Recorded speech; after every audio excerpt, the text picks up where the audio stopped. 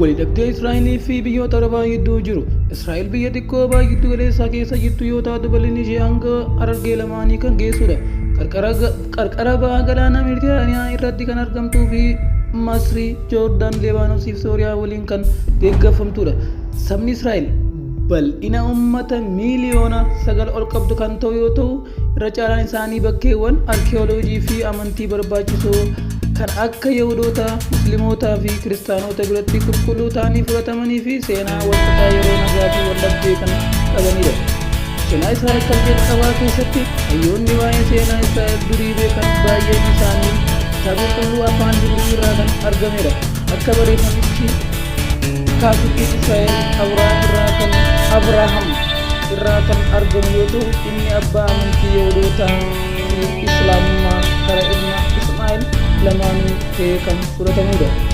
Sanyiiwwan Abrahaam tilmaamaan naannoo mootummaa Israa'el kan taate Ka'anaan biyya jaamtu keessa qubachuu isaanii waggoota 100 ol kan lakkaa'aman biyyoota Gibxiin gabroomfamanii kan turanidha. Jechi Israa'el jedhu ilma Abrahaam kan ta'e Yaaqoob akka kitaaba siree dubbatamutti biyya kan saba kanaaf maqaan Israa'el jedhu kan biyya kanaan moggaafamudha. Seenaa dheeraa Israa'el keessatti Yihudootaa fi Musliimoonni Araba gidduutti wal-dhabdeen ture. Diinummaa walxaxaan gareewwan lamaan gidduu jiru bara durii yeroo isaan namaan naannoo sana jiraatanii fi magaalaa Jeruusaalem poolisitii kan jedhamtu isaan lamaanuu kan barbaadan ture. Yihudoonnis ta'e Musliimoonni magaalaa Jeruusaalem akka qulqulluutti ilaalu. Gara mana qulqullummaa kan of keessaa qabu yoo taatu, iddoowwan qulqulluu Masjidul Aqsaa, dallaa dhihaa, Western Wall kan jedhamu, gamoo garroo kan kana fakkaatan of keessaa qabudha. Wal-dhabdeen waggoota dhiyoo asitti uumame baay'een isaa eenyu akka naannoo armaan gadii dhuunfate irratti kan urgaa'u ta'a. Biyyi bakkoota sadeen jechuudha. Tokkoffaan Gaazaa, lafa Gibxii fi Mooderni Israa'el ammayyummaa isaaniitti argamudha. Lammaffaan Golaan Hiiti kan jedhamu lafa diriiraa dhagaa Sooriyaa fi Mooderni Israa'el gidduu jirudha. Western Bank kan jedhamu naannoo kutaa Israa'el ammayyummaa fi Joordaan addaan qoodudha. Sochii Zoonizimii dhuma jaarraa 19ffaa fi jalqaba jaarraa 20ffaa keessa sochiin amantii fi siyaasaan qindaa'ee Zoonizimii jedhamu Yihudoota biratti kan uumamedha. Zoonistoonni biyya Yihudoota Falasxiin keessatti deebi'anii quumuu barbaadan. Yihudoonni baay'een gara biyya isaanii yookaan Holy City kan jedhamtu Jeruusaalem godaanuudhaan qubsuma ijaarratan. Bara 1882 fi bara 1923 gidduutti Yihudoonni gara nama 35,000 ta'an gara biyya Filisxeemii deeman. Namoonni 40,000 ta'an immoo bara 1904 fi bara 1914 gidduutti naannoo san qubatan.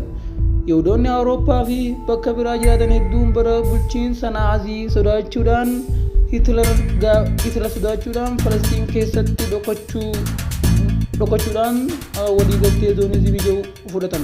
Holokoostii waraana addunyaa lammaffaan deeggarsa Oromoo Hitler deeggarsa miseensonni sochii Zoonistii adda durummaadhaan biyya Falastiin keessatti biyya Yihudootaa fi Israa'el kan jedhamtu uumuudhaaf xiyyeeffatan.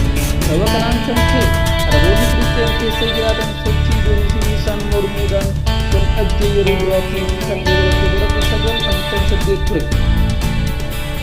Sababa kanaan biyyoonni akka Sooriyaa, Joordaan, Iraaqii fi Gibxii lola Israa'el irratti baran. Haa ta'u malee walabummaa Israa'el kan eegame dhaabbanni mootummaa gamtoomanii karoora Falastiin mootummaa Yihudootaa fi Arabaatti biyya Filisxeem mootummaa Arabaa qooddaa bara 1977 raggaase. Kanaan kan raggaase biyyoota akka Ameerikaa fi Ingiliziidha. Injifannoo lolaa addunyaa lammaffaa booda. Caamsaa bara 1948 Israa'el ijaartu akka mootummaa walabaatti labsame. Itti gaafatamaan yookaan Daawit Ben-Guriyoon muummicha ministeera Israa'el yeroo duraatiif taa'ame kan uume ta'a.